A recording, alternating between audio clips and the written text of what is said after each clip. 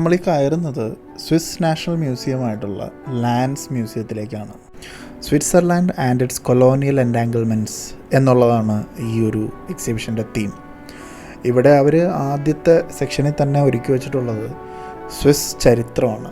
സ്വിറ്റ്സർലാൻഡിൻ്റെ ഭരണഘടനയും ഡെമോക്രസിയും ഒക്കെ രൂപീകരിക്കാനായിട്ട് അവരെടുത്ത വാല്യൂസ്, അതിന് കോൺട്രിബ്യൂട്ട് ചെയ്ത തിങ്കേഴ്സ്, സയൻറ്റിസ്റ്റുകൾ, അന്നത്തെ സയൻറ്റിഫിക് ഇൻവെൻഷൻസ്, അന്നുണ്ടായിരുന്ന ട്രൈബുകൾ എല്ലാം അവർ വിശദമായിട്ട് തന്നെ പല പല ഇൻസ്റ്റലേഷൻസിലൂടെ നമുക്ക് പറഞ്ഞു തരുന്നുണ്ട്.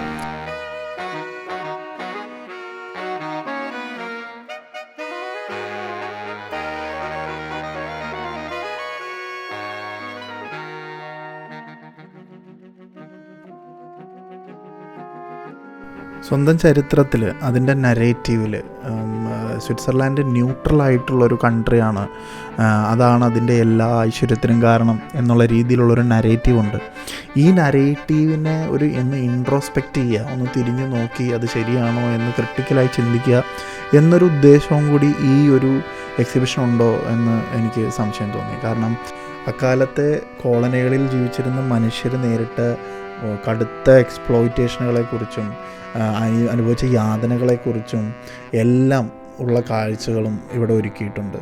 അതുകൊണ്ട് തന്നെയാണ് എനിക്കതൊരു വ്യത്യസ്തമായിട്ടുള്ള ചരിത്രാനുഭവമായിട്ട് ഫീൽ ചെയ്തത്.